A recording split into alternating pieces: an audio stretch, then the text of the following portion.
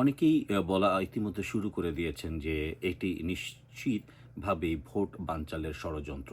আর doctor Mohammad Yunus এমনটি আসলে চেয়েছিলেন সেই শুরু থেকেই। শুধুমাত্র উনি ভালো স্ক্রিপ্ট রাইটিং করতে পারেন বা তিনি মূলা ঝুলানো যে পদ্ধতি সেটি ভালো জানেন। কেন যেন বিএনপিকে জন্য তিনি সবচেয়ে উপযুক্ত মনে করেছিলেন, যেজন্য তার নাটক বিএনপি এখনো অবধি বুঝতে পারেনি। বুঝতে পারছেও না। তবে তাদের সিনিয়র লিডাররা মুখ খুলতে শুরু করেছেন। ইতিমধ্যে মির্জা ফখরুল ইসলাম আলমগীর, মির্জা আব্বাস তারা কিন্তু ইতিমধ্যে বলতে শুরু করেছেন যে এটি নির্বাচন বানচালের একটি গভীরতম ষড়যন্ত্র। গতকালকে সালাউদ্দিন আহমেদ তিনিও একই সুরে কথা বলেছেন। যদিও তারা একই সুরে কথা বলার ঠিক পরেই দেখা যায় যে তারেক রহমান সেটিকে কেন যেন উনি ডিক্লাইন করেন এবং উনি দিন শেষে ডক্টর মোহাম্মদ ইউনুসের গলার সুরেই উনি কথা বলেন। আসলে ডক্টর তারেক রহমান চাইছেন যে যেকোনো উপায়ে নির্বাচন হোক, কেননা ওনাকে মূলা ঝুলানো হয়েছে যে তিনি নিশ্চিত প্রধানমন্ত্রী এবং তারেক রহমান এটাতেই খুশি। বাকি কি যাচ্ছে, দেশ কি হবে, তার দলের কি নেতাকর্মীর কি অবস্থান নেওয়া উচিত, এগুলো তার কোনো লক্ষ্যবস্তু না। দেশে যা খুশি তাই হোক, তিনি চাচ্ছেন ১২ই ফেব্রুয়ারি ইলেকশন হবে, কেননা তিনি জানেন তিনি প্রধানমন্ত্রী হবেন, সে কারণের জন্য এদিকে যাচ্ছে। কিন্তু এই যে হানাহানি পর্যায়ে চলে গেছে, এই যে প্রতিদিন মব কালচার শুরু হয়েছে, প্রত্যেকের বাড়ি জ্বালানো, রাষ্ট্রীয় বিভিন্ন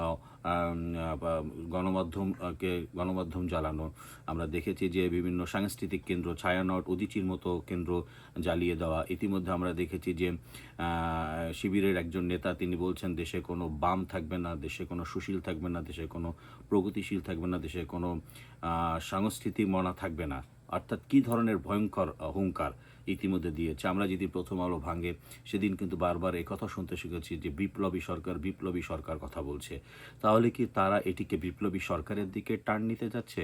তাহলে এই যে বিপ্লবী সরকারের দিকে টার্ন নিতে যাচ্ছে, এটির পিছনে কি তাহলে প্রত্যক্ষ ভূমিকায় রয়েছে ডক্টর মোহাম্মদ ইউনুস?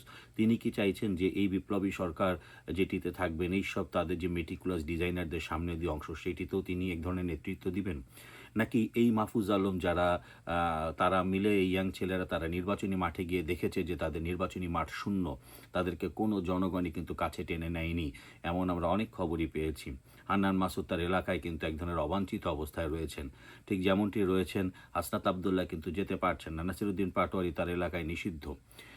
ছাত্র বিএনপি তাদের কি করেছে? ফলে তারা যাবেটা কোথায়?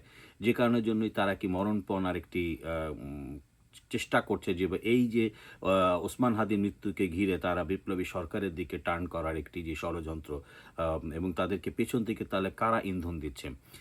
ফলে এই যে আগামী বাংলাদেশ সেটি কোন পথে যাবে? সেটি কি গণতান্ত্রিক সরকারের পথে যাবে, না বিপ্লবী সরকারের দিকে যাবে? সাধারণ মানুষ কি তাদের বিপ্লবী সরকারের চেতনাকে রুখে দাঁড়াবে? তাহলে সেটি কখন আর কিভাবে? কেননা সামনে যে অবস্থায় তাদের সশস্ত্র অবস্থান দেখা যাচ্ছে, তাতে কিন্তু সাধারণ মানুষের মনে ভীতি সঞ্চার হচ্ছে। ফলে তারা কিন্তু শঙ্কিত যে আগামীর বাংলাদেশ নিয়ে তারা ভীষণভাবে শঙ্কিত। এই শঙ্কার জায়গা থেকে তাদের পথে কে নেতৃত্ব দিবে, সেদিকে তাকিয়ে আছে সাধারণ মানুষ।